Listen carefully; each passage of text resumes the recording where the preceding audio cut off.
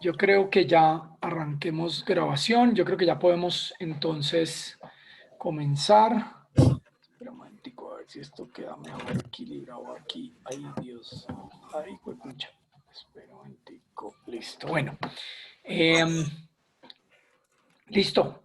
Yo creo entonces que ya podemos arrancar hoy.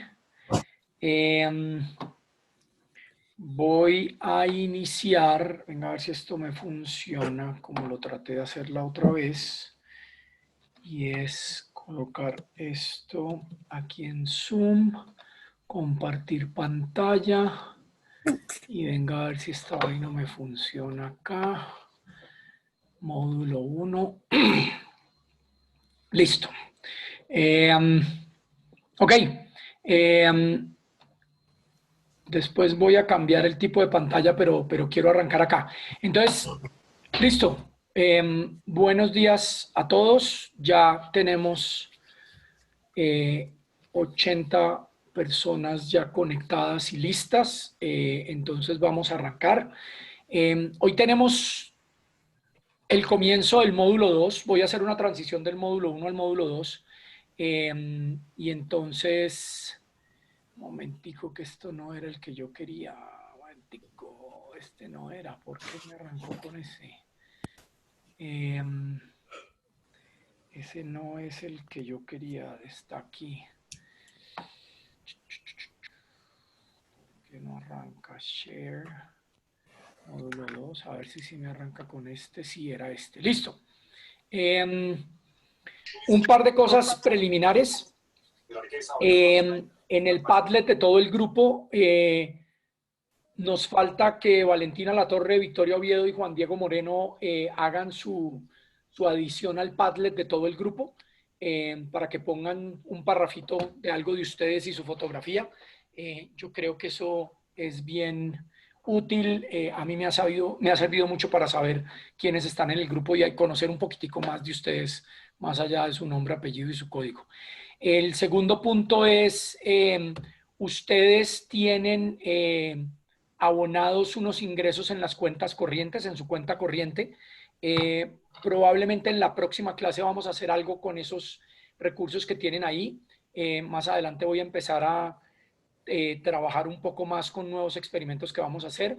Y el otro dato es que descubrimos que hubo 3 personas del grupo que no pudieron participar en el experimento, pero estaban presentes, pero por alguna razón en las trabas de la plataforma no aparecieron sus transacciones.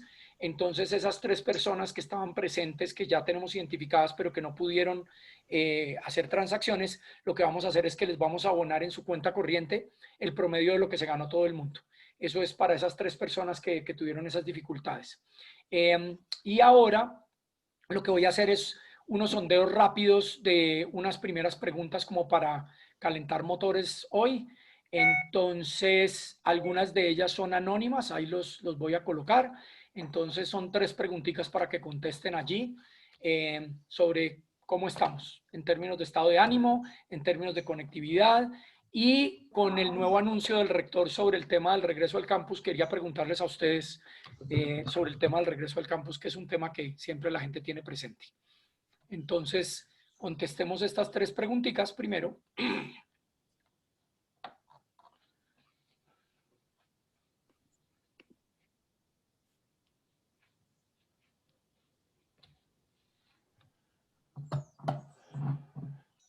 ¿Trajeron cafecito o no? ¿O té o algo? Ya viene en camino. ¿Ya viene en camino? Ah, bueno, yo sí me lo traje antes. Mira, la pregunta 3 están como incompletas las respuestas. ¿Por qué? ¿Cuál falta? Ahí dice, prefiero seguir en 100%, me imagino que es Virtual. virtual, ¿no? Virtual, sí, sí, sí. Qué pena. La tercera es, prefiero seguir en 100% virtual.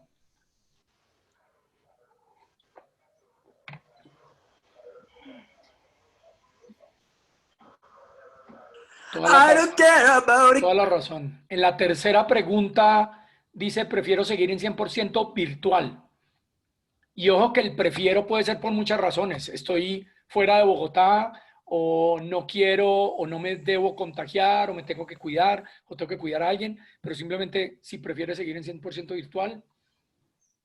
Hay otros que les gustaría, pero no lo pueden hacer por alguna razón, y otros que les gustaría y lo harían. ¿Listo? Tengo 81 respuestas, 84 respuestas, y además María del Mar y Catalina, no, Catalina al fin llegó, no, María del Mar y María Paula, si quieren contestar, contesten. Diana ya no está tomando clases, pero enseñando clase. ¿Quién no nos deja por lo que somos anfitrionas? ¿Anfitrionas? Ah, sí, cuando están de anfitrión no nos dejan. Ah, Sí. mejor, listo, no, entonces les queda prohibido, listo. Listo, creo que ya terminé.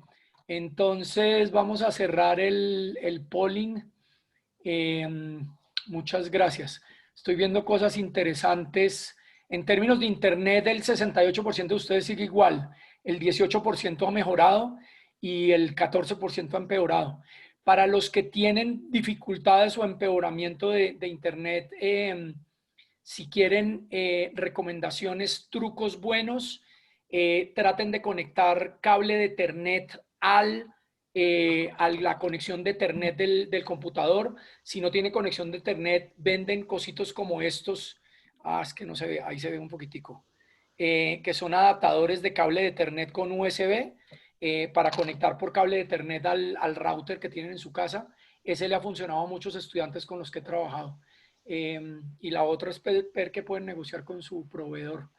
Y sobre la pregunta de regresar al campus, interesante, el 25% preferiría seguir 100% virtual, el 36% dice que le gustaría pero no lo podría hacer, y el 39% sí le gustaría y se desplazaría.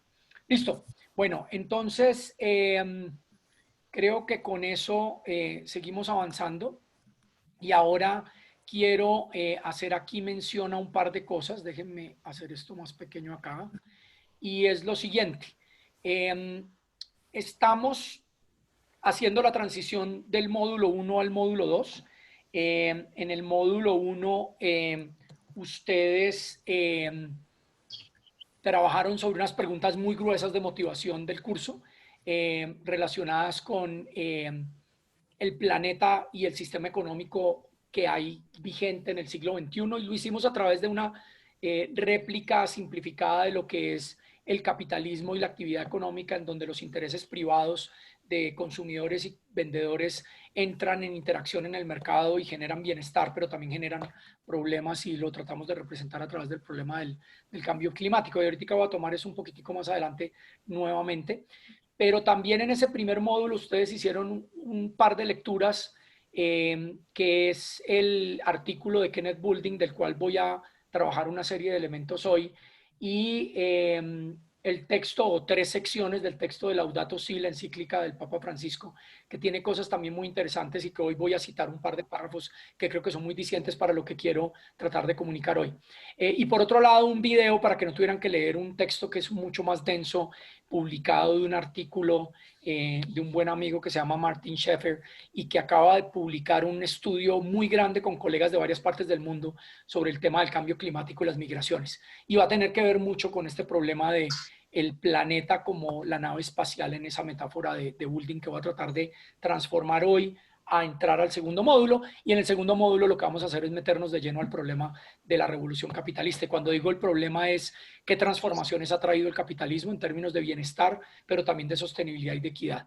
Y al cerrar estas 2 semanas de la revolución capitalista, ustedes van a trabajar en un taller de datos en el que van a hacer contrastes entre países, van a conectar esto con los ODS. Curiosamente, hay en este momento un debate muy, muy interesante en el mundo entero de si de pronto va a tocar replantear las metas de los objetivos del desarrollo sostenible. Yo creo que la pandemia le puso un reto extra al planeta entero sobre cumplir las metas de los ODS, y entonces hay una discusión en este momento andando de si probablemente va a ser necesario recalcular las metas, porque muchas metas definitivamente no se van a poder lograr por la pandemia. Entonces ahí hay cosas muy interesantes que tienen que ver con el modelo económico. Lo que vamos a tratar de hacer entre esta semana y la siguiente semana es más o menos pegarle a esos 4 puntos que ustedes ven allí abajo, y es primero entender el planeta como un sistema que está con altas interconexiones entre sí, que tiene unos límites en sí mismo. cómo esos límites físicos, pero también sociales del modelo económico actual pueden estar llegando a un tope que nos está poniendo retos muy grandes, de acuerdo a los cálculos que hay sobre el tipo de posibilidades de uso de los recursos que tiene el planeta. Hay algunos cálculos de algunos algoritmos que han estado haciendo en estos días, dicen que precisamente en estas semanas en que estamos, probablemente ya se agotó todos los recursos que el planeta hubiera podido proveer para mantener la población actual. O sea que de aquí para adelante, hasta el resto del año, ya estamos en el debe en términos del planeta, y sobre eso hay unas discusiones también sobre cuál es el criterio que se utiliza para mirar la capacidad de carga del planeta de mantener la vida humana y del resto de los ecosistemas del planeta. En el día de hoy y en la próxima semana vamos a cubrir mucho de lo que pasó en los últimos 1000 años. Ustedes ya están leyendo la unidad 1 del texto de Core, y allí podemos hablar mucho de esa evolución de esos últimos 1000 años como un tránsito precapitalista a entrar al capitalismo y qué ha logrado el capitalismo. Y de eso vamos a mirar algunas cifras hoy que creo que son interesantes para mirar estos retos. Y finalmente, la conexión que ustedes, y eso lo queremos hacer hoy, la conexión que ustedes pueden hacer entre su primer ensayo y lo que está leyendo en este momento el grupo en términos de eso que podemos llamar la revolución capitalista que nos trajo a este punto. Entonces, por eso les decía, tengan presente su ensayo para el día de hoy, porque más adelante vamos a hacer un trabajo en grupos pequeños, y en esos grupos pequeños ustedes van a traer su ensayo, escribir un párrafo de una sola frase de su tesis en su ensayo para compartirlo con los otros miembros de su grupo y que tengan una primera discusión, y después incluso lo que vamos a hacer es asignar parejas a que cada uno va a leer el ensayo de otra persona y le va a hacer comentarios de reacción a ese ensayo de esas demás personas. ¿Listo? Entonces, con base en ello, vamos a hacer una transición desde lo que pasó en este primer módulo al segundo, y aquí es donde quiero que ustedes hagan un recorderis de estos datos tan interesantes, y es que una economía de mercado basada en unos principios del capitalismo que ustedes están leyendo en esa unidad 1 de Core, y que para la próxima semana vamos a entrar en detalle de cuáles son los aspectos particulares del modelo económico del capitalismo que han llevado a lo que hemos logrado en la humanidad en términos de cosas positivas y negativas, y como el cambio climático, como un ejemplo de las tragedias que tenemos ambientales, lo pudimos ver representado en ese experimento del mercado de carros que hicimos en el primer día de clase. Y simplemente esa comparación entre la ronda 4 y la ronda 5 que ustedes ven en la gráfica. ¿Qué pasó en la ronda 4 en términos de los precios a los que evolucionó el mercado? ¿Y qué pasó en la ronda 5 en términos de los precios a los que evolucionó el mercado? ¿Cómo convergieron a unos precios de equilibrio? ¿Cómo se generó bienestar? Y en esa tablita que yo les compartí a ustedes y que ustedes pudieron haber usado incluso para su tesis en el ensayo que entregaron anoche, mirar cómo los costos sociales netos del cambio climático pues tuvieron un peso muy grande en las pérdidas para la sociedad en términos de bienestar. Y en particular me estoy refiriendo, si ustedes ven allí en la última columna de esa tabla que está aquí a la derecha, en términos de que si le restáramos a las ganancias de compradores y vendedores el costo que tuvieron que asumir todos los países por mitigación y adaptación al cambio climático como consecuencia del volumen de la actividad económica industrial de producción de carros y de consumo de carros y de consumo de fósiles para poder funcionar los carros, pues estamos hablando de que hubo una caída al 29% de las ganancias en términos de 149 unidades monetarias que tuvimos contra las 516 que había en la ronda 4. Y eso lo digo simplemente como un reflejo sencillo de cálculo de algo que ustedes produjeron por sus libres elecciones y a conciencia de lo que estaba pasando. Eso que acabo de decir es fundamental para entender lo que estamos tratando de analizar en términos de la revolución capitalista. Nadie en ese mercado fue obligado ni a vender ni a comprar. Fueron elecciones libres en búsqueda de su interés particular.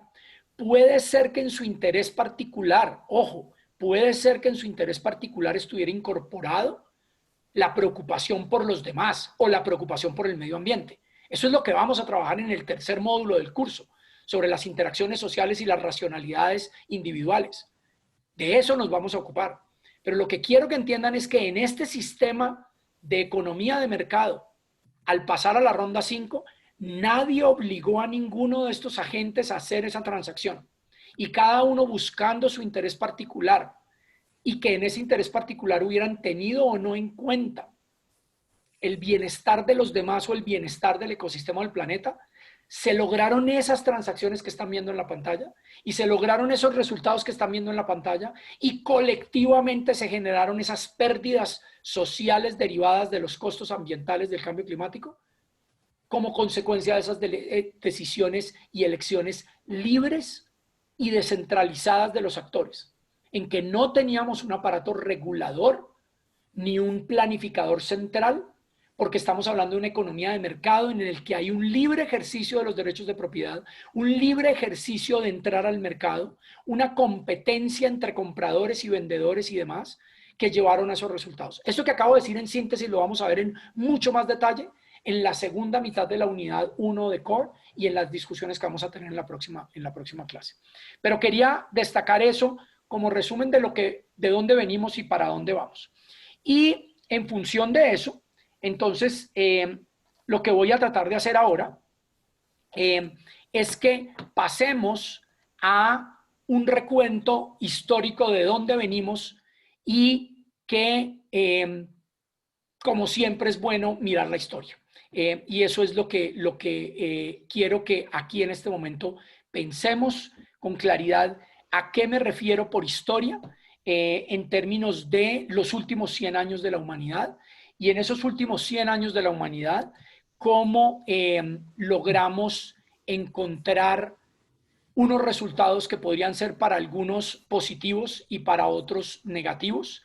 Y en ese sentido, preguntarnos qué del modelo y de la revolución capitalista nos trajo a donde llegamos.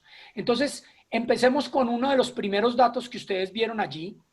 Esta es en la lectura del texto de Core, esta es una recolección gracias al famoso proyecto Madison, que es uno de los proyectos más completos de historia económica en que ha habido investigadores que han logrado recuperar datos para poder hacer cálculos de lo que podría llamarse el PIB per cápita, el Producto Interno Bruto per cápita, en el que se podría calcular cómo vivían sociedades que ya estaban reconocidas o identificadas en el mundo, en varias regiones del mundo, y en lo que el equivalente de la población de lo que es hoy el Reino Unido, Japón, Italia, China e India, que hace 1000 años eran sociedades con un nivel de desarrollo y de establecimiento en el territorio y de unos aparatos agrícolas y de otras actividades sociales y económicas, si se pudieran hacer en comparaciones en pesos equivalentes a lo largo de los 1000 años, ¿qué pasó con estos 5 equivalentes a países desde ese momento hasta ahora?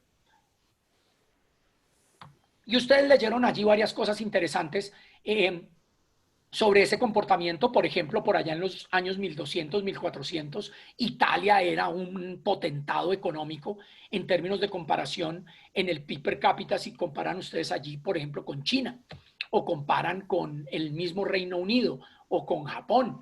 Japón estaba en unos niveles bastante bajos entre el año 1000 y el año 1600, 1800, como ustedes pueden ver allí, ¿ya? Y esto en términos de comparaciones de equivalentes en unidades monetarias a lo largo del tiempo.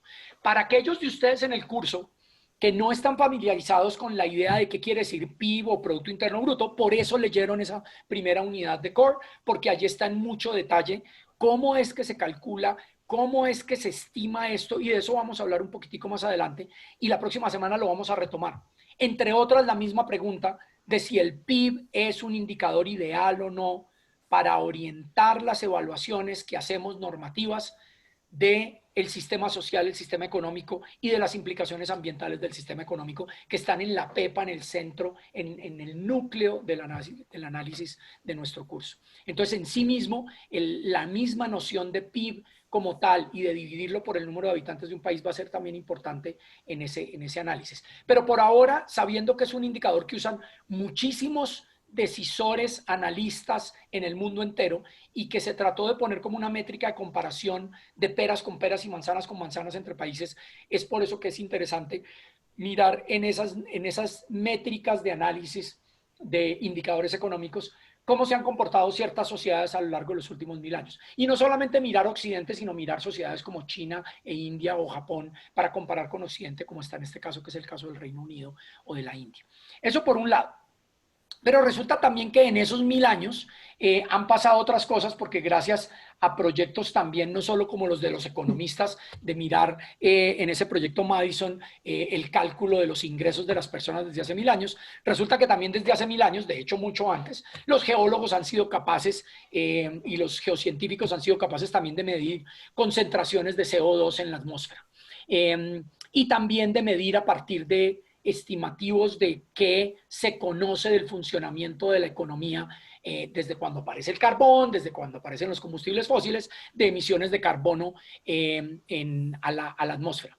Y lo que ustedes ven en esta gráfica también es que desde hace 1000 años y más o menos hasta ese año 1800 había una cantidad determinada de CO2 en la atmósfera. Pues obviamente los incendios han existido desde la historia de que hay vegetación y de la llegada de cambios climáticos, de fenómenos climáticos como los truenos y los relámpagos que han generado incendios.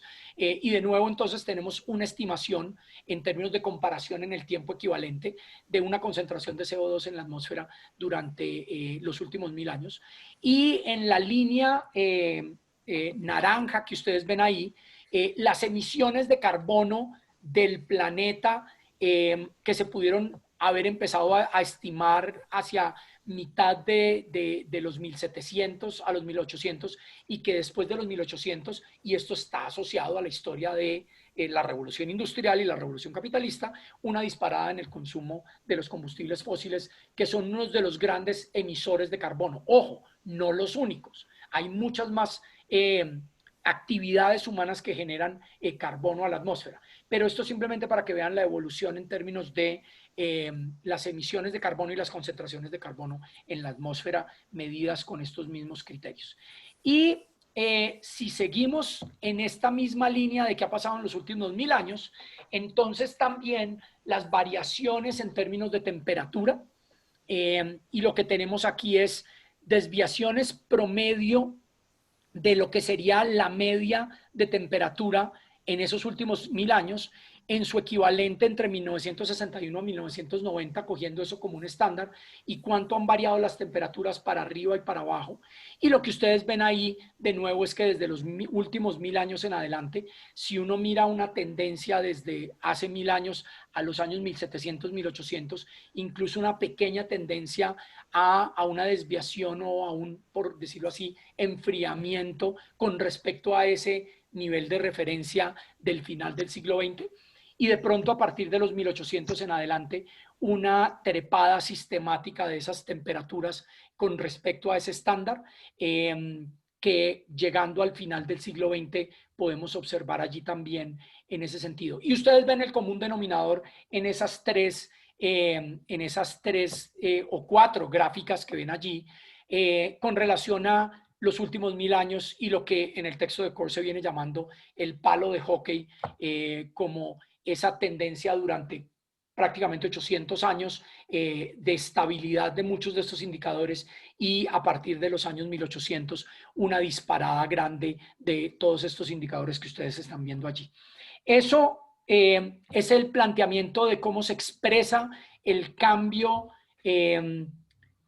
digamos, en términos planetario, en unos indicadores particulares de muchos posibles sobre cómo se expresan en la atmósfera y en la temperatura muchos de estos comportamientos que tienen implicaciones directas sobre la actividad humana, porque mucho de este cambio en temperaturas y de concentración de carbono en la atmósfera están asociados a problemas de cambio climático, que fue lo que tratamos de replicar en el primer experimento en clase.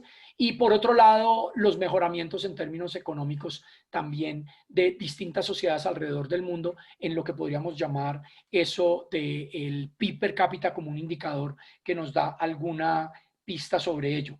Estoy viendo que alguien Miguel Cruz pregunta, ¿podría ser solo correlación o sin duda también causalidad? Miguel, gracias por esa pregunta, porque precisamente el taller de datos que ustedes van a hacer a continuación, dentro de de aquí a un par de semanas, y que ya pronto se los vamos a subir para que lo empiecen a pensar, es para que piensen exactamente en esa pregunta que está haciendo Miguel. Si esto es simple correlación o también puede ser o no causalidad. Y el taller de datos que ustedes van a hacer es sobre eso, la investigación que van a hacer es sobre eso, y basados en qué argumentos se podría pensar que una cosa puede estar causando la otra o no. Entonces, gracias por esa pregunta, Miguel, porque es precisamente uno de los puntos que ustedes van a trabajar. Y lo van a trabajar con este tipo de datos. Y van a armar grupos, y con esos grupos van a desarrollar argumentos basados en evidencia para poder explorar esto, y se van a ir a distintas fuentes a mirar qué dicen los expertos que llevan haciéndose esta pregunta desde hace décadas. Montones de veces están haciendo esta pregunta de si esto es simple correlación o si en realidad hay un efecto causal de una cosa sobre la otra. Entonces, gracias por esa pregunta. Sigo entonces aquí avanzando, y para eso entonces voy a hacerles unas preguntas a ustedes de sondeo para ver cómo quedó, digamos, apropiado ciertos conceptos sobre esa primera unidad de core, de lo que ya leyeron de la primera parte de core, y aquí lo que van a ver es una primera serie de 4 preguntas que ya están viendo ahí ustedes al frente y que tienen relación con estos distintos temas de qué leyeron sobre el argumento que en el texto se plantea acerca de estos fenómenos.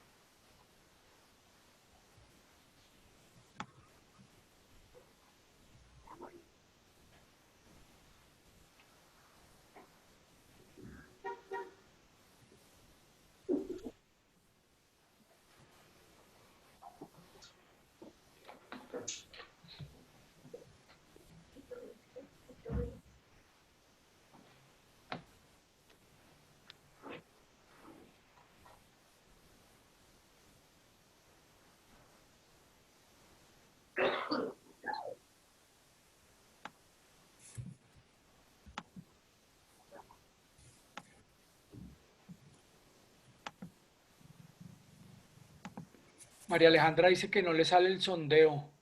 Me sale como abajo que dice polling, pero no me salen las preguntas. Ya.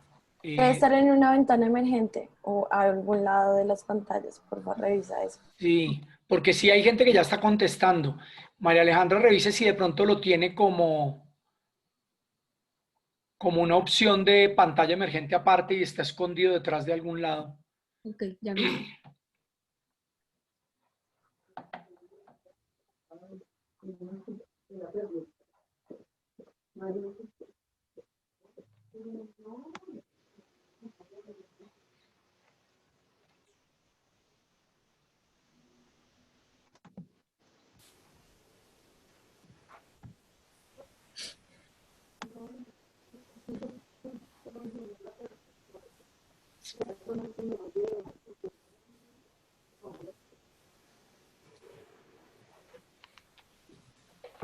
Ya 20 personas han contestado.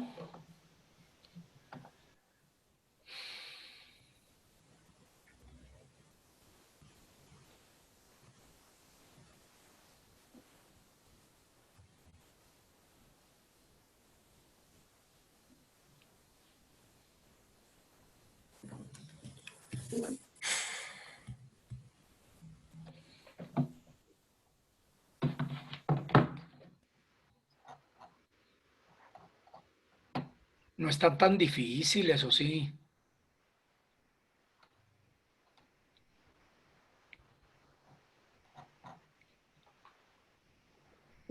Ya vamos llegando a 40 respuestas.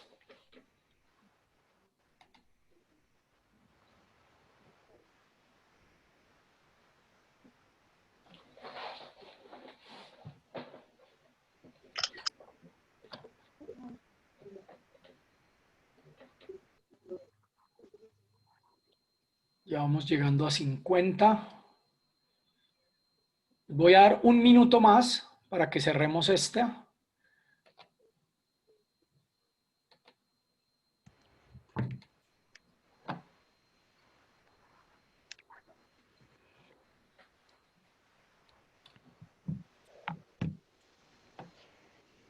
María Alejandra, ¿le logró salir el sondeo? No, María Alejandra salió y volvió a entrar. Ah, Para ver ya. si le logran salir. Y ahora sí me sale. Ya. Listo.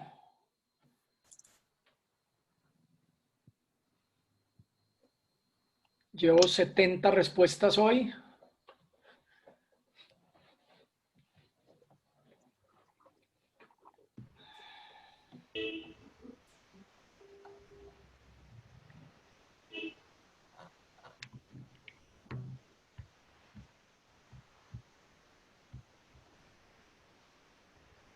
Bueno, voy a cerrarlo en 10 segunditos.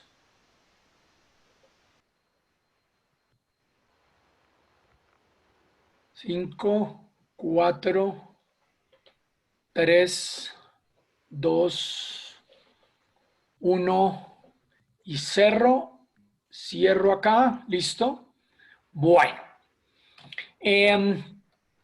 simplemente para que ustedes vean allí los resultados, ahí ya los deben estar viendo, ¿cierto? Varias cosas importantes acá. En la primera pregunta, efectivamente el argumento de Core de que fueron factores causantes de esa revolución capitalista, estarían todos los que estaban en la lista excepto el deterioro del medio ambiente y la desigualdad social. Esos lo que fue consecuencias de la revolución capitalista, no factores causantes de la revolución capitalista. Esto, entre otras, para un llamado a leer los enunciados bien con cuidado. Con relación a la medición del PIB per cápita de un país, pues la inmensa mayoría de manera correcta tuvo claro que es ese producto total de la economía dividido por la población de ese país. No necesariamente es el ingreso dividido por los ciudadanos o el producto de los ciudadanos solamente colombianos por el total de ellos, ese producto total por la población de ese país. Esto es importante, entre otras, por el tema de migraciones. Las migraciones traen nacionales de unos países a otros y hacen parte también del cálculo del PIB per cápita. Y de nuevo, más adelante vamos a hablar un poquitico más de eso. La otra es la medición de la tasa de crecimiento, con ese ejemplo que ustedes ven ahí para algunas cifras de Grecia.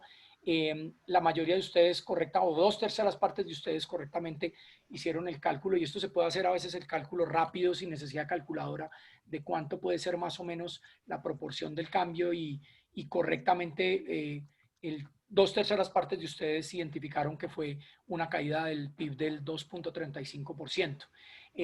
Los que tuvieron el menos 2.4 probablemente por aproximaciones llegaron también a esa respuesta. Y finalmente, sobre la trayectoria la trayectoria estilo palo de hockey, en que hubo una cantidad de estabilidad en las variables y después una disparada grande en los últimos 200 años.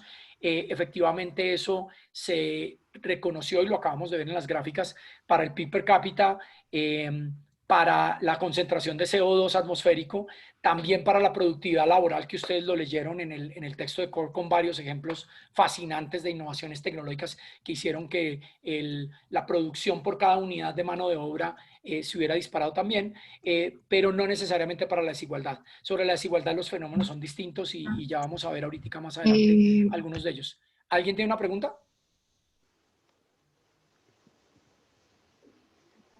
Que hoy escucha a alguien allí. Listo. Entonces, seguimos acá, y ahora voy a hacer un segundo sondeo con otras preguntas que tienen que ver con esto que estamos hablando, y tiene que ver con la lectura del módulo anterior y cómo vamos a conectar esto con lo que estamos haciendo ahora. Y voy a hacerles algunas preguntas que, digamos, son de cómo interpretaron ustedes algunos de los elementos de los textos que estuvieron leyendo sobre Laudato Si y Bowling, antes de que entremos en materia en algunos de los elementos sobre el planeta Tierra como una nave espacial.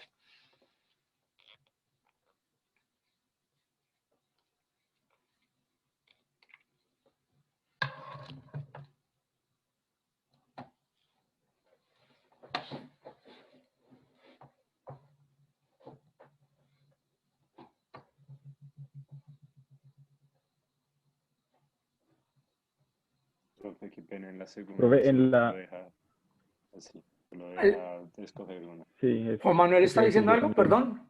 ¿Qué dice? En la segunda solo permite seleccionar una, pero en el enunciado dice que todas las que apliquen. Miércoles. Sí, ese fue error mío. Como nadie ha contestado, me dan un segundito, yo lo cambio. Denme un segundito y ya porque eso sí lo puedo cambiar. Denme un segundito. Cancelar. Denme un segundo. Esto es... Ah, madre. Pero dice que la votación terminó. ¡Ay! Me toca volverla a crear, no jodas.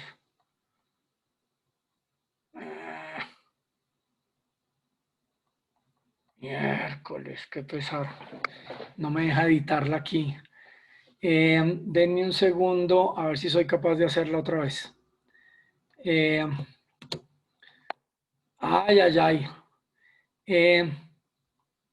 Denme un minuto a ver si soy capaz de crearla rápido. Vamos a ver si soy capaz.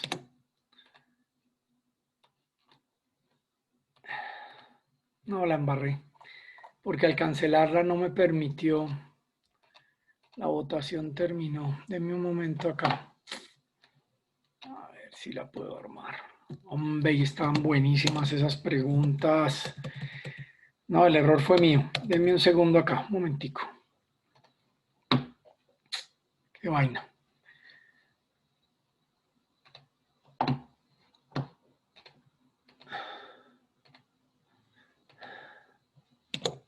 A ver si la logro montar rápido. Agregar.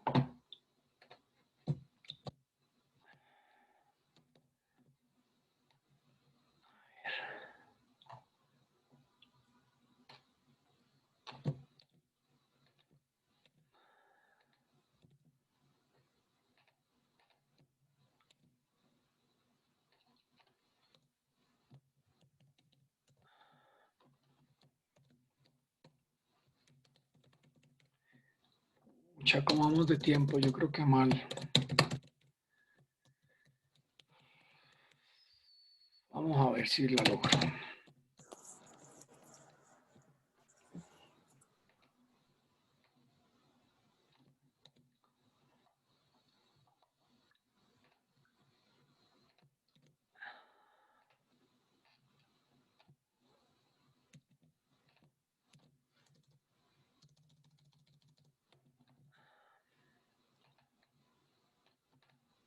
Ya va, ya va, ya va. A ver, un momentico.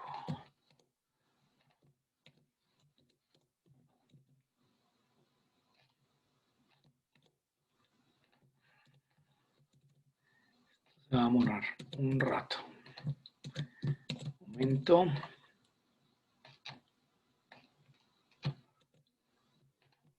Si quiere puedo hacer un Forms rápido y mientras va hablando y la responden en Google Forms o algo así. No, no, no, porque ¿No? aquí los montemos Ok, allá. listo. No, ya voy en la tercera. Y creo que de aquí para adelante es más fácil. Ya voy. Voy poniendo música. Para building. Listo. Escuchando esto. Acá. Momento.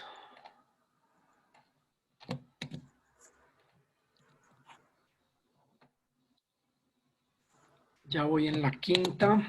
Ya voy a terminar.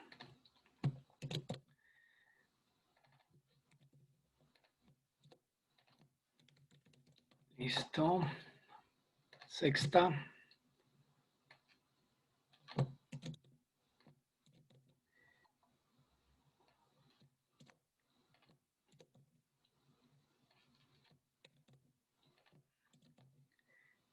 Qué pena con ustedes. De pronto hubiera sido más fácil dejar una sola. No, pero no importa. Ya estoy terminando. Y la última, que me parece buenísima para lo que vamos a ver ahorita.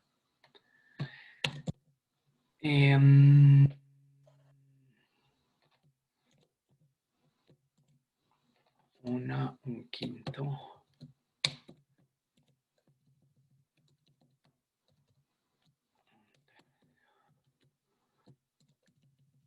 Y listo, terminé.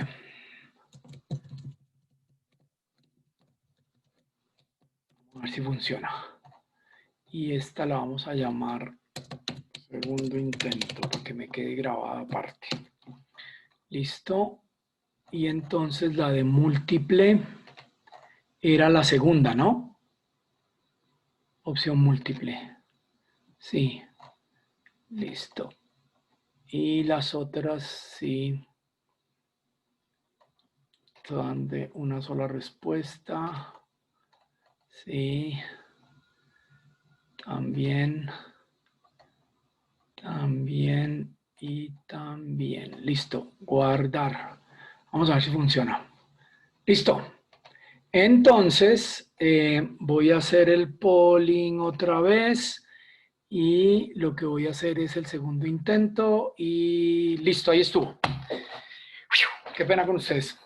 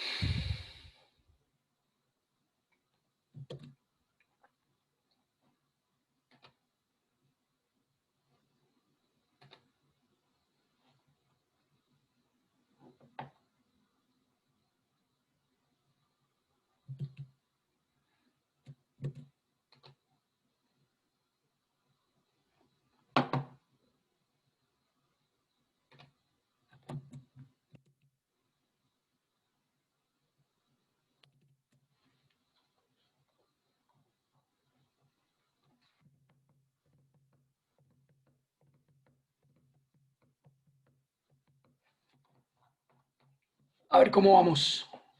Van 20. Voy a dar 2 minutos más.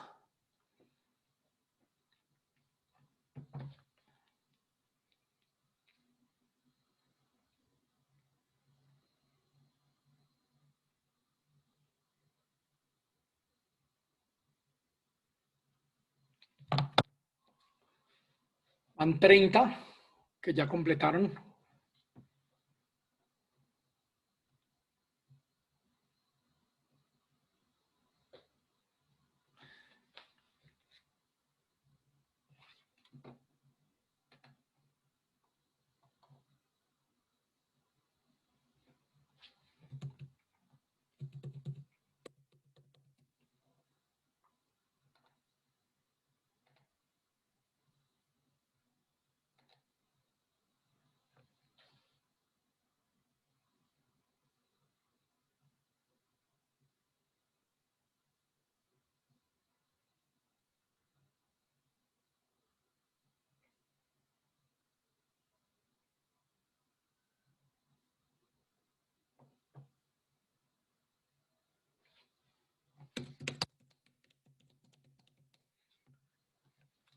Van 70 personas, 73 que han contestado. Les quedan 30 segunditos, casi 40.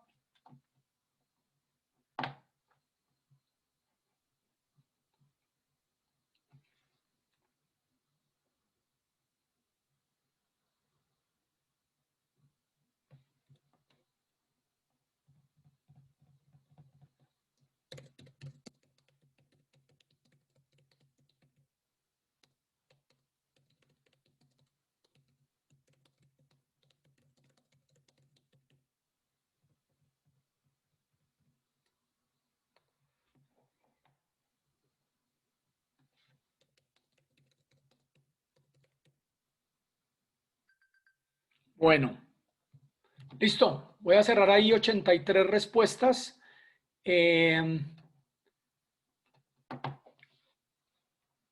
Sobre estos resultados, ahorita no voy a entrar en detalle porque no quiero que me coja la noche con todo lo que tengo planeado para hoy y el trabajo en subgrupos. Nosotros siempre vamos a bajar estos datos y lo que vamos a mantener es un registro como de respuestas acertadas de ustedes para que ustedes puedan consultar de manera individual, privada, y de alguna manera les sirva como de retroalimentación de cómo se sienten en términos de comprensión de lectura y demás. Pero para nosotros es importante con eso. Entonces voy a dejar allí eso. Y con base en esas preguntas voy a mencionar algunas cosas en lo que viene. Entonces voy a volver a compartir pantalla acá, en donde veníamos. Se me perdió y era por acá. Pero entonces, denme un segundo, porque necesito devolverme a donde estábamos. Listo, acá. Bueno, y lo que quiero simplemente destacar es que de este momento, digamos, de lugar en la transición del final del siglo XX a la entrada del siglo XXI, nosotros tenemos que tratar de entender cómo funcionando el aparato económico podemos comprender esta crisis, digamos, frente a lo ambiental y frente a los temas de desigualdad. Y para eso hacer un recuento de cómo ha sido la representación conceptual que se han mostrado a lo largo de los años en términos de cómo funciona la economía. Ese dibujo que ustedes ven aquí a la izquierda es el clásico dibujo que utilizamos en Introducción a Microeconomía, de cómo funciona la economía. Y es esa idea de que uno tiene un grupo de hogares y un grupo de firmas, el grupo de hogares en la parte de arriba, el grupo de firmas en la parte de abajo, y esas firmas y hogares interactúan en los mercados. Y en esos mercados aparecen flujos monetarios en toda esa circulación, digamos, en contra de las manecillas del reloj que ustedes están viendo allí, en esa franja verde-azul, en la que el dinero hace circular de los bolsillos de los hogares a los mercados de bienes y servicios en los que compran cosas, y ese dinero en los mercados de bienes y servicios sirven para pasarle dinero a las firmas y las firmas le pasan dinero a los factores de producción, o sea que las firmas compran mano de obra, compran materias primas, compran equipamientos y demás, y esos mercados de producción usan esos dineros para que le lleguen a los ingresos de los hogares, y los ingresos de los hogares utilizan ese dinero para de nuevo satisfacer sus necesidades. Y en el sentido de las manecillas del reloj, tenemos esa circulación de bienes y servicios económicos, por llamarlo así. Entonces los hogares le venden a los mercados de factores mano de obra, pero también le venden dinero, ahorros. Entonces los hogares, cuando tienen una platica de ahorro, van y se la entregan al banco y el banco le da unos intereses, y esa plata el banco la pone a circular en la economía. Esos factores de producción entonces le venden, en esos mercados de factores de producción, le venden factores de producción a las empresas, entonces le venden mano de obra, le venden materias primas, equipos y demás, y las firmas lo que hacen es producir bienes y servicios que llevan al mercado de bienes y servicios, y ese mercado de bienes y servicios se los entrega a los hogares.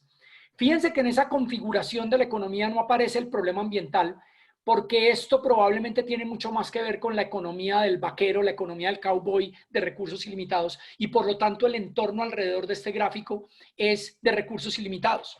Pero ustedes podrían pensar muy rápidamente en esa expresión gráfica que hay allí, y que todos los de ustedes que vieron en algún momento algún curso de introducción a microeconomía entraron por aquí a entender cómo funciona la economía, que en toda esta circulación de el flujo de bienes y servicios de la franja amarilla, de la línea amarilla que va circulando, de algún lado tiene que salir la energía de esos factores de producción, las materias primas de esos factores de producción, y en esa transformación de materia y energía que está circulando en el sentido de las manecillas del reloj que ustedes ven ahí, hay un impacto sobre el planeta, y el planeta tiene una capacidad limitada para poder ofrecer esa circulación que en este caso, como les estoy diciendo, es en este sentido, en esa franja amarilla. ¿De dónde sale esa materia y energía? Y eso, pues digamos que en la economía nunca fue una gran preocupación durante los 200 años que viene la disciplina económica aportando cosas.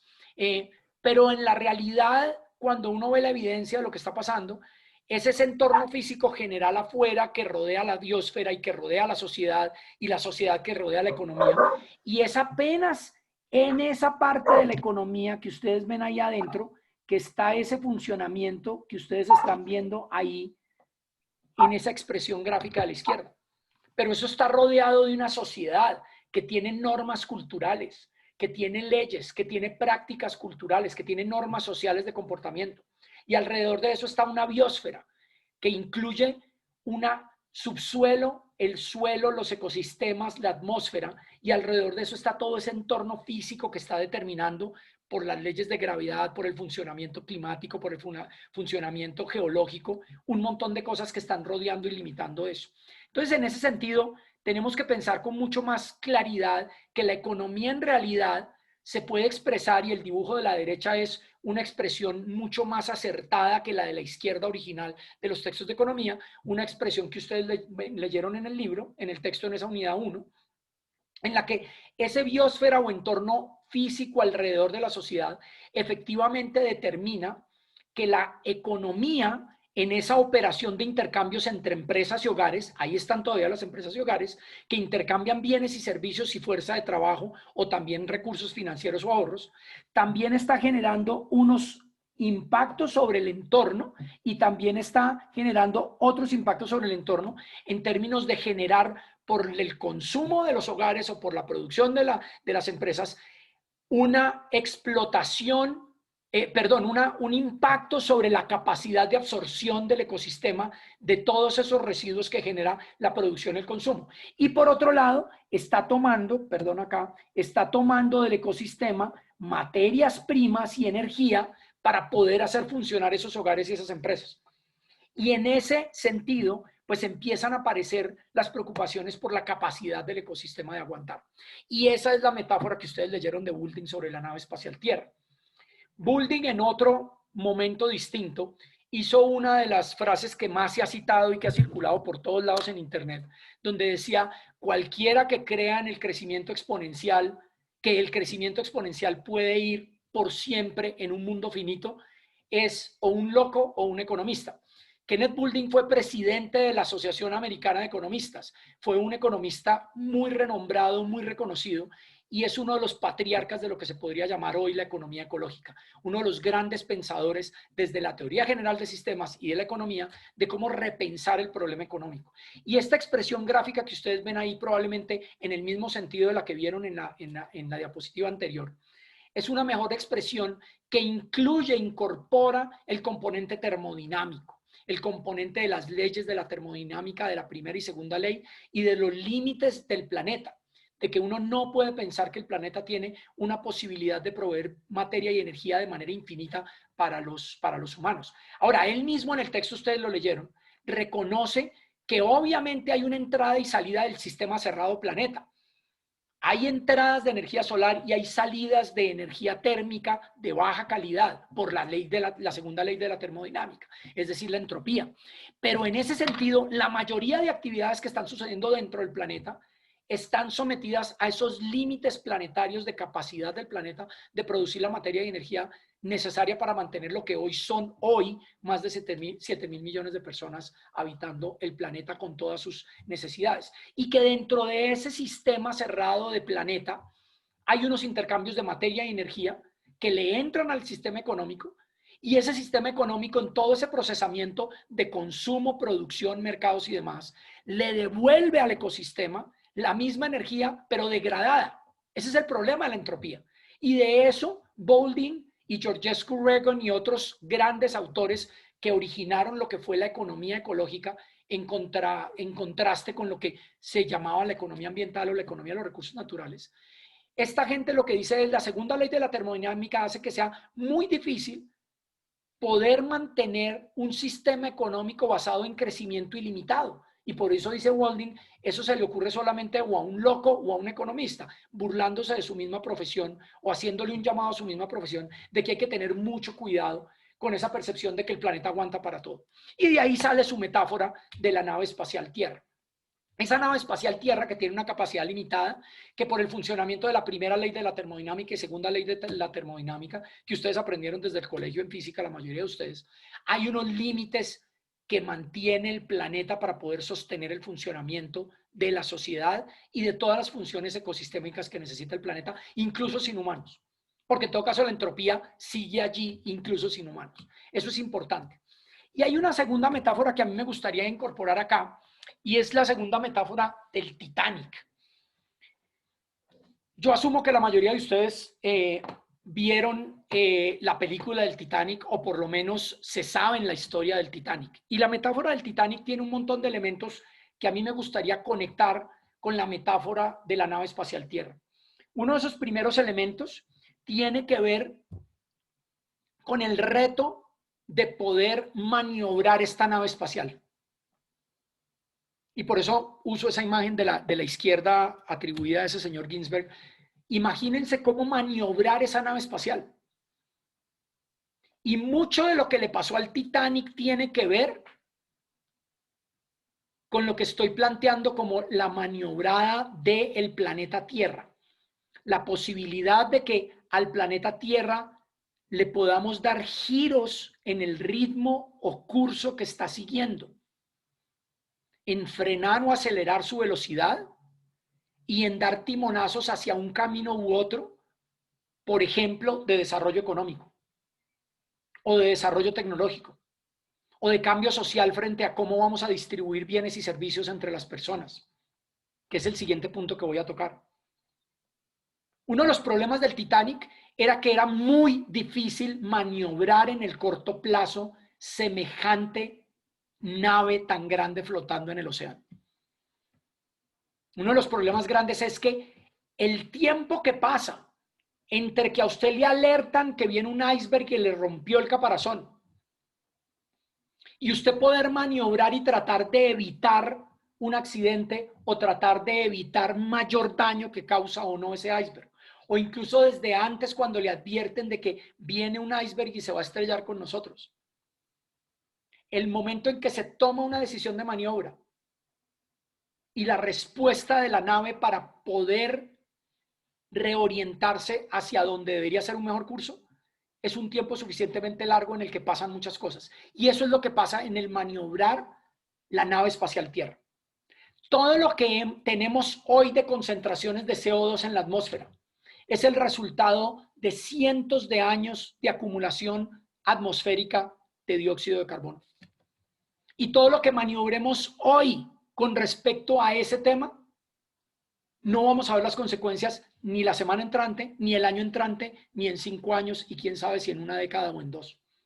Porque hasta ahora estamos tratando de frenar lo que veníamos acumulando de todo el proceso de desarrollo del capitalismo y la industrialización.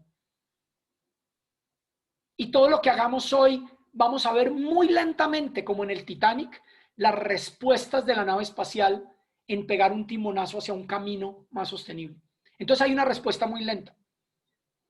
El otro problema, el otro paralelo entre la nave espacial Tierra y el Titanic, que ustedes lo vieron muy bien caracterizado en la película, es que hay un montón de gente poderosa que dice, tranquilos que aquí no está pasando nada, esto no se va a hundir, esto va bien, no ven que fabricamos el buque más fuerte que hay sobre la Tierra y por eso le pusimos la palabra Titanic.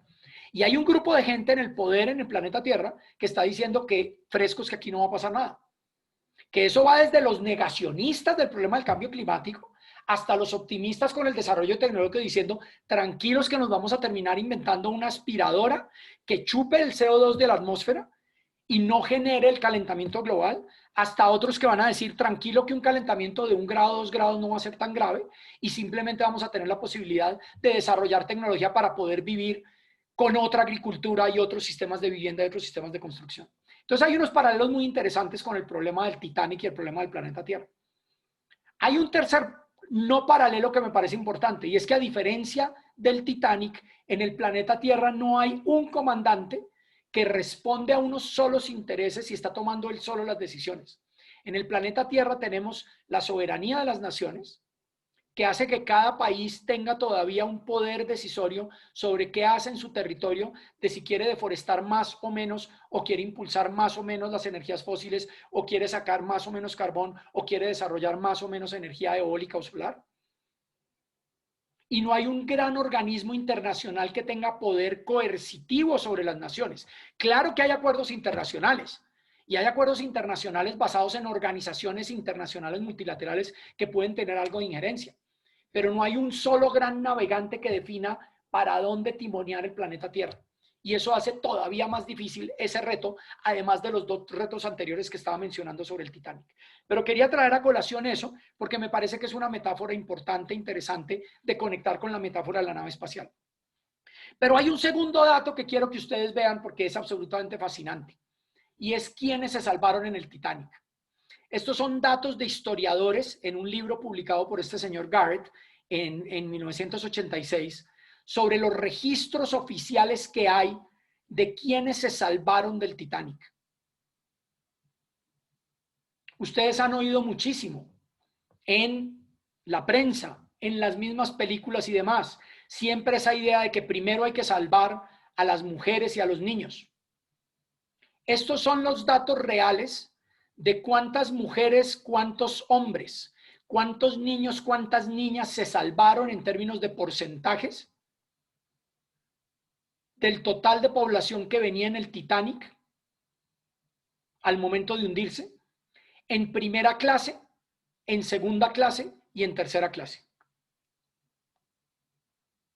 Y lo que ustedes ven es que sí, efectivamente priorizaron a los niños y a las niñas, y eso se logró sobre todo en primera y segunda clase, pero no necesariamente en tercera clase, donde murió el 27%, sobrevivió el 27% de los niños y el 45% de las niñas. Y que si ustedes piensan en términos de los hombres y las mujeres, en priorizar hombres y mujeres, sí, efectivamente, la inmensa mayoría de las mujeres de primera clase se salvaron, el 86% de las mujeres de segunda clase se salvaron y el 46% de las mujeres de tercera clase se salvaron. Y este es el otro gran elemento de esa nave espacial Tierra de la que habla Boulding. Boulding no entra en detalle en el texto que ustedes leyeron sobre el problema de la justicia y la desigualdad. Y por eso voy a traer a colación otro pasaje de Boulding, uno de mis héroes, como ustedes podrán observar hasta ahora, de esta combinación de lo que está pasando. Porque esto que ustedes están viendo en la imagen, probablemente lo estamos replicando a nivel planetario en términos de quiénes se están salvando o no de ciertos procesos ambientales en el planeta. Y cuando ustedes vieron el video de Schaffer sobre las migraciones, ¿quiénes van a ser los grandes grupos sociales que van a sufrir más por tener que migrar de sus territorios afectados por el cambio climático? Y en ese sentido, el problema de justicia ambiental que aquí se ve en esta metáfora del Titanic, lo tenemos que ver en detalle en términos de lo que está pasando a nivel planetario, en términos de cuáles son los ganadores y perdedores del cambio climático o de los cambios tecnológicos que respondan a los problemas de cambio climático. Y esto para hablar solamente del ejemplo de cambio climático, como tantos otros problemas de degradación ambiental con respecto a la contaminación del aire, o a la degradación de los cursos de agua, o al agotamiento de los recursos pesqueros, o tantos otros procesos de degradación. Y ese tema de justicia no era ajeno para Boulding. Él tiene apenas una frasecita en el texto que ustedes leyeron. Pero en un libro, es este libro uno de los textos que a mí más me gusta de Boulding, espere, lo pongo acá más lejos, que es un libro de principios económicos, de política económica, de principios económicos de política económica que escribió Boulding por allá en los años 60.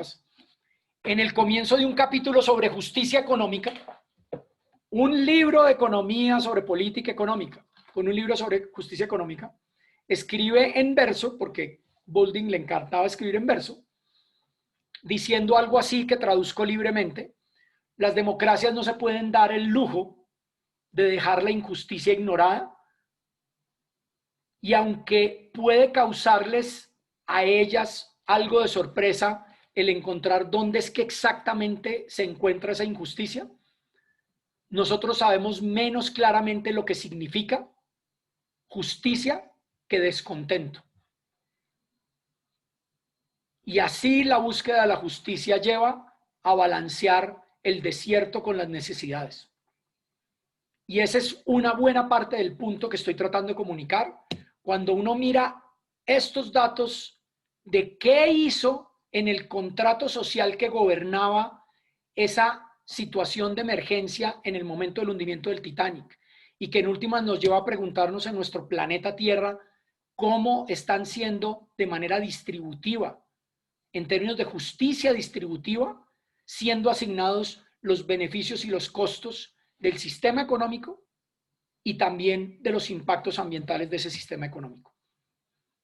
En el texto de Laudato Si hay citas muy claras y muy concretas con respecto a eso, y por eso es un texto tan poderoso y tan interesante el que plantea el Papa Francisco allí en esa encíclica. Y ustedes lo leen ahí. Sería equivocado pensar que los demás seres vivos deben ser considerados como meros objetos sometidos a la arbitraria dominación humana. Esa es la economía de vaquero de la que hablaba Boulding. Cuando se propone una visión de la naturaleza únicamente como objeto de provecho y de interés, esto también tiene serias consecuencias en la sociedad.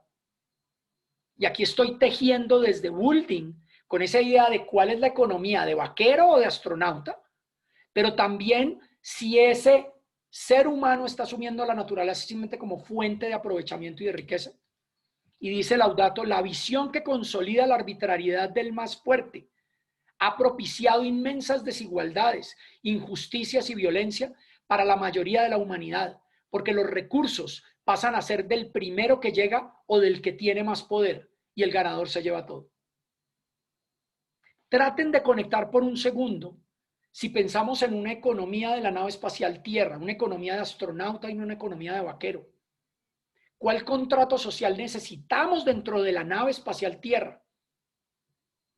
¿Cuál contrato social debió haber existido dentro del Titanic para decidir quiénes se salvaban más rápido que quiénes? Y si desde la economía de vaquero versus la economía de astronauta, queremos plantear un modelo económico de que el más fuerte o el que llega primero o el de más poder es el que aprovecha más los recursos, cuando sabemos que las dos leyes de la termodinámica nos están limitando en esa nave espacial Tierra la posibilidad de aprovechamiento y de coexistencia entre humanos y de humanos con nuestro entorno sobre el que estamos trabajando. En últimas, todos estamos juntos. Y el problema es, en esa nave espacial Tierra, en ese Blue Marble, que es esa famosa fotografía a partir de la misión del Apolo 17 de la que hablamos en la primera clase, si vamos a tener un contrato social, un modelo económico que se parezca o no y si nos va a permitir seguir navegando de acuerdo a como lo expresa Quino en esa magistral caricatura que ustedes están viendo allí. Tomás tiene levantada la mano. Tomás, adelante. Hola, profesor. Tengo una pregunta de lo que dijiste ahorita en la diapositiva anterior, que la segunda ley de la termodinámica, eso, como dice Boulding, eso se aplica para la energía nada más, ¿no es? Porque para Claro. los recursos naturales es, o sea, sí se sabe que es completamente finito porque pues, pues la Tierra tiene ciertos recursos limitados, pero la energía, según la segunda ley de la termodinámica, solamente aplica en ese sentido, ¿no? Claro, pero es que fíjese que uno no puede desconectar las dos leyes de la termodinámica. Primero porque materia y energía están en permanente transformación. Digamos que Einstein en últimas tiene que ver con esto. Y el punto es que usted puede convertir materia en energía. Yo saco carbón y lo convierto en energía. Y lo puedo convertir en energía para mover Transmilenio. Incluso si son barcos, buses eléctricos, para poder generar con plantas termoeléctricas energía eléctrica para poder mover con energía eléctrica los buses de Transmilenio. Entonces estoy transformando materia en energía. Y la segunda ley de la termodinámica lo que nos está diciendo es que todo el tiempo la transformación de la energía hace perderle la calidad de la posibilidad de explotar la energía que tenemos disponible. Y el planeta no tiene sino una capacidad determinada de producir materia y energía. Algunos de esos recursos naturales de materia son más renovables que otros. Acuérdense que el petróleo es un recurso renovable. Esos son dinosaurios que se quedaron ahí y después de miles de años se convirtieron en petróleo. Pero una pregunta, ¿renovable se refiere a que se puede volver a generar? O sea, pero si los Claro, dinosaurios... el petróleo es renovable, solo que en una escala de miles de años. O sea, ¿Ya? pero mi Usted pregunta es, mata dinosaurios, se quedan enterrados y después de un proceso geológico se convierten en petróleo. sí, de El acuerdo, petróleo son cadáveres de dinosaurios. pero Entonces, en últimas, todos los técnicamente recursos se son va a acabar, ¿no? renovables, pero en unas Técnico. escalas de tiempo muy distintas. El páramo es renovable, pero se necesita 50 o 100 años para que un frailejón crezca 1 metro o 2 metros. Mientras que en la Amazonía usted puede generar crecimientos de árboles de 1 o 2 metros en meses. Entonces, depende del ecosistema y del recurso que estemos hablando, su renovabilidad en el tiempo puede ser mucho más lenta o mucho más rápida. El punto es, todo el funcionamiento del ecosistema, ecológicamente hablando, tiene la posibilidad de volver a, por procesos geológicos, biológicos y demás, volver a producir materia y energía. Pero dependiendo de cómo interactuamos los humanos con ese ecosistema, vamos a degradar o no la posibilidad de volver a producir esa energía. Colombia tiene una huella de carbono en el mundo muy baja porque tiene una producción de energía eléctrica a través de plantas hidroeléctricas muy alta comparada con otros países del mundo. Y eso va a depender que podamos seguir teniendo una huella de carbono así de baja comparado con otros países.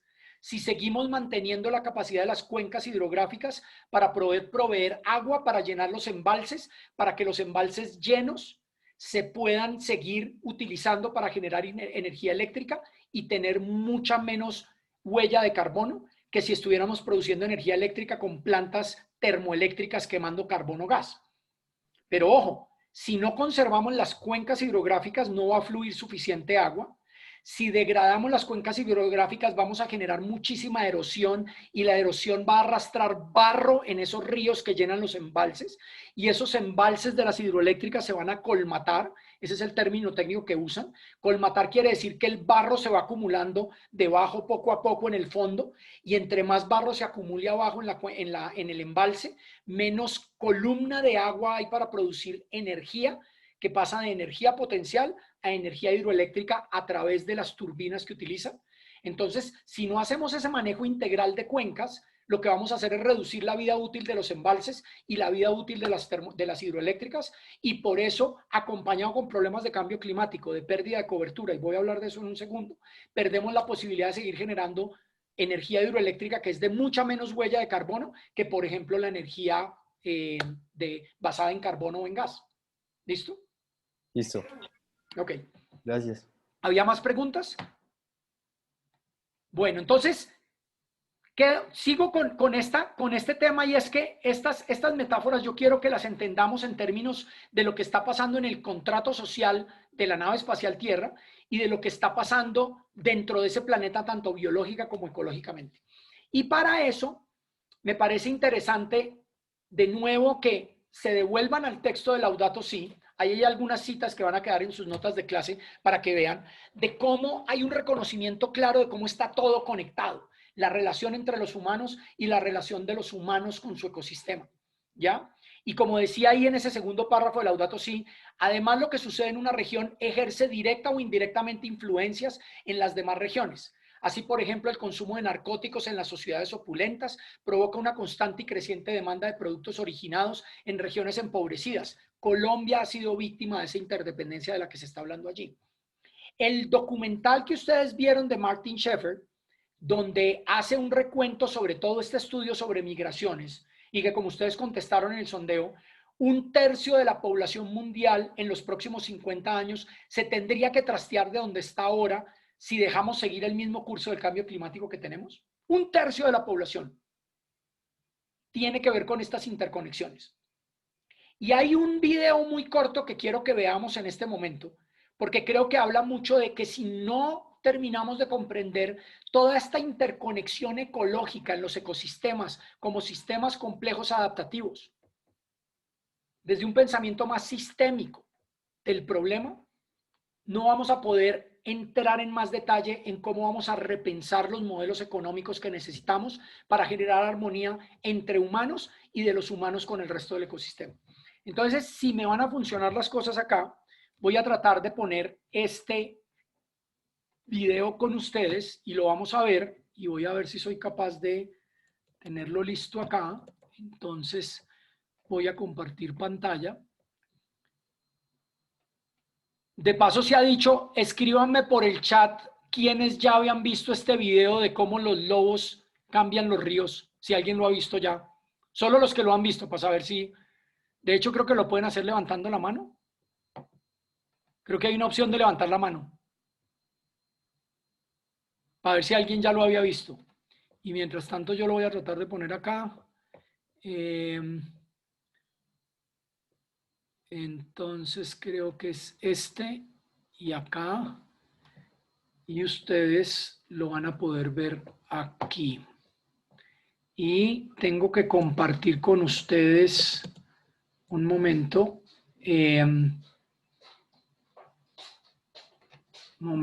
Tengo que compartir sonido también. Esto creo que lo hago acá. Basic Share Computer Sound. Y voy a ponerlo acá y creo que es este de acá. Listo.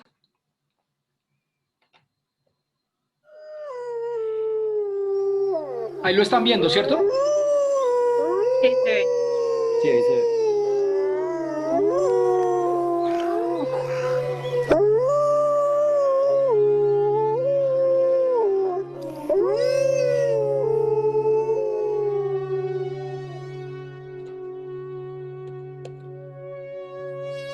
One of the most exciting scientific findings of the past half-century has been the discovery of widespread trophic cascades. A trophic cascade is an ecological process which starts at the top of the food chain and tumbles all the way down to the bottom. And the classic example is what happened in the Yellowstone National Park in the United States when wolves were reintroduced in 1995. Now, we all know that wolves kill various species of animals, but perhaps we're slightly less aware that they give life to many others. Before the wolves turned up, they'd been absent for 70 years. That the numbers of deer, because there was nothing to hunt them, had built up and built up in the Yellowstone Park, and despite efforts by humans to control them, they'd managed to reduce much of the vegetation there to almost nothing. They'd just grazed it away. But as soon as the wolves arrived, even though they were few in number, they started to have the most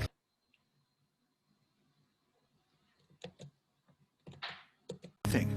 Much more significantly, they radically changed the behavior of the deer. The deer started avoiding certain parts of the park, the places where they could be trapped most easily, particularly the valleys and the gorges. And immediately those places started to regenerate. In some areas, the height of the trees quintupled in just 6 years. Bare valley sides quickly became forests of aspen and willow and cottonwood. And as soon as that happened, the birds started moving in. The number of songbirds, of migratory birds, started to increase greatly. The number of beavers started to increase because beavers like to eat the trees. And beavers, like wolves, are ecosystem engineers. They create niches for other species. And the dams they built in the rivers provided habitats for otters and muskrats and ducks and fish and reptiles and amphibians. The wolves killed coyotes, and as a result of that, the number of rabbits and mice began to rise, which meant more hawks, more weasels, more foxes, more badgers. Ravens and bald eagles came down to feed on the carrion that the wolves had left. Bears fed on it too, and their population began to rise as well, partly also because there were more berries growing on the regenerating shrubs. And the bears reinforced the impact of the wolves by killing some of the calves of the deer. But here's where it gets really interesting. The wolves changed the behavior of the rivers. They began to meander less. There was less erosion. The channels narrowed, more pools formed, more riffle sections, all of which were great for wildlife habitats.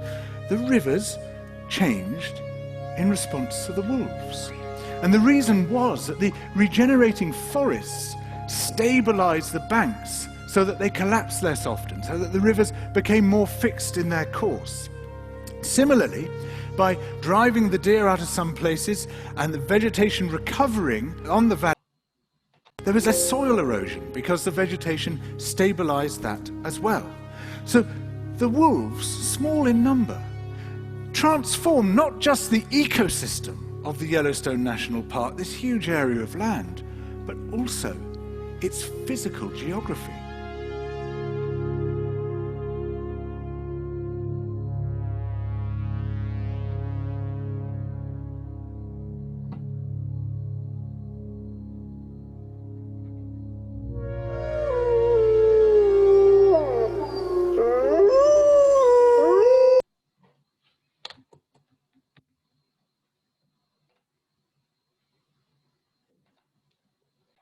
Entonces ahí tienen ustedes un ejemplo de la interdependencia entre los componentes en los que estamos coexistiendo entre la especie humana y el resto de las especies. En una expresión muy clara y muy didáctica y pedagógica de lo que pasó, por ejemplo, en ese caso, simplemente por la reintroducción de una especie que había sido golpeada, aporreada por la cacería, y en un intento por hacer restauración ecológica, ver un encadenamiento, una cascada de cambios. Y esto simplemente con la idea de pensar que esa nave espacial Tierra, ese ecosistema, está lleno de interdependencias en la que los humanos entramos a participar, entramos a ser parte de eso. Hay una imagen más que quiero mostrarles de un mapa que ustedes van a ver en las notas de clase que van a poder compartir allí, y es la simulación del planeta Tierra en este instante. Esa página que está ahí, de este proyecto de investigación, es una página que recrea con los datos meteorológicos de ese momento lo que debería estar pasando en este momento en el planeta en términos de vientos. Esta imagen la vi yo por primera vez con Catalina González, una profesora de la Universidad de los Andes, que fue presentadora en la cátedra Nuestro Futuro, y compartió esa imagen y es absolutamente mágica. Uno la ve y, como decía ella en su presentación, parece una imagen de Van Gogh. Eso es lo que es el planeta Tierra vivo, generando tornados, huracanes, vientos, intercambiando temperaturas, moviendo humedad. Y ver esto y imaginarse que eso es lo que en este momento está pasando en el planeta es absolutamente fascinante. Y yo la tengo por ahí guardada, y cada cuanto entro simplemente por imaginarme, podemos tener la capacidad hoy de comprender el planeta entero, o por lo menos mucho del planeta como un todo, y estarlo mirando allí. Y eso en últimas tiene que ver con lo que nos pasa en términos de conciencia de la integralidad del planeta. Y eso tuvo que ver con el origen de por qué quería yo hacer este curso que fuera sobre una economía para un planeta justo y pensar en la escala planetaria. Mucho de mi trabajo había tenido que ver con la escala micro, a nivel de una pequeña comunidad, a nivel de una cuenca, a nivel de una comunidad pesquera. Pero pensar esta escala planetaria yo creo que se va volviendo cada vez más urgente para pensar en una ciudadanía global, en una ciudadanía de planeta, ni siquiera de país. De pronto incluso en un futuro vamos a tener que ser mucho más efectivos como especie humana para construir una ciudadanía de planeta más grande que una ciudadanía de nación. La idea de ciudadanía de nación es una construcción relativamente reciente en la historia de la humanidad. Y sin embargo estamos pegados a esa idea que yo soy ciudadano colombiano, o yo soy ciudadano argentino, soy ciudadano de este país tan particular. Pero la ciudadanía del planeta tiene que ver con esto, y por eso la idea de compartir con ustedes esto. Déjenme seguir con un par de puntadas más que tienen que ver con esto, y para eso entonces vuelvo a compartir aquí con ustedes, y es aquí. Esta es esa imagen que acabamos de ver. Ustedes van a tener el link de la página si quieren más adelante ver. Pero en últimas es un llamado a ver cómo está todo conectado. De esa misma escala del parque Yellowstone, donde ustedes vieron cómo la introducción de lobos termina cambiando ríos, a nivel planetario hay cosas fascinantes que la ciencia hoy nos da. Por ejemplo, hay unos modelos que ya pueden demostrar, no voy a mostrarles ese video porque me está cortando el tiempo, pero ojo con esto. Los vientos y las arenas del Sahara alimentan la productividad de los suelos en la Amazonía. Y ese video que yo les voy a mandar el link muestra cómo se vienen dando un tránsito de las arenas del desierto del Sahara que traen nutrientes para los suelos de la Amazonía, que son suelos de muy baja productividad. Si ustedes comparan los suelos de la Amazonía contra los suelos de la sabana de Bogotá, son dos historias totalmente distintas. Eso que los agrónomos llaman el horizonte A, que es esa capa del suelo la más productiva para cultivos, en la Amazonía es mucho más delgadita y mucho más frágil. Y por eso las culturas amazónicas, por miles de años que se han adaptado en la Amazonía, saben que tienen que estar rotando las chagras de un lugar a otro porque no pueden darle palo al mismo lote de tierra durante todo el tiempo. Piensen cómo la propiedad privada es un sistema totalmente incompatible con la idea de unos suelos y ecosistemas amazónicos tan frágiles que dependen, entre otras, de los vientos y arenas que vienen del Sahara. Y que si el cambio climático cambia el régimen de vientos y de humedades en la atmósfera, puede cambiar la forma como el Sahara alimenta la Amazonía. Ese es un ejemplo. Segundo ejemplo, la capacidad que tiene el Ártico como bloque de hielo para reflejar, rebotar la luz solar que llega de afuera por el brillo del blanco del hielo, determina las temperaturas del Océano Pacífico en otros lugares y otras latitudes del Océano Pacífico. Sobre eso también hay evidencia científica. El derretimiento del Ártico puede tener efectos cruciales y grandes, no solamente para lo que pasa en el Ártico o en la fauna del Ártico, es en las temperaturas del océano, porque en la medida en que haya menos reflexión de la luz y absorción de calor y calentamiento, termina afectando las corrientes marinas, la pesca marina y demás. Lo que pasa en un lugar se va al otro. Una tercera, así como los vientos que vienen del Sahara trayendo nutrientes a la Amazonía, determinan la productividad del ecosistema de la Amazonía, la cobertura vegetal de la Amazonía determina la absorción de humedad de los vientos que están circulando por el planeta, y esa humedad determina cuánto se lleva de lo que llaman algunos la lluvia horizontal desde la Amazonía a los Andes. O sea que los regímenes de lluvia de las zonas andinas, de los países andinos, dependen enormemente de lo que está pasando en términos de los bosques en la Amazonía. Hay estudios muy detallados de cómo la humedad en la Amazonía determina las lluvias en las zonas andinas. Todo está conectado. Y eso es parte de ese punto de la visión planetaria que tenemos que tener de esto. Entonces, lo último que vamos a hacer hoy es lo siguiente. Nosotros los vamos a mandar a ustedes a unos grupos pequeños.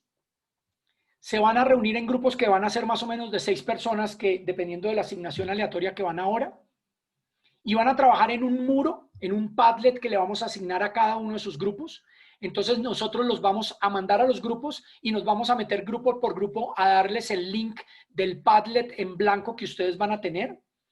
Ese Padlet se va a parecer a lo siguiente, ya les voy a mostrar acá, entonces denme un segundo. Ustedes van a ver un Padlet del siguiente estilo. Esperen y verán, ya les voy a mostrar cuál es. Se me fue, acá está, listo.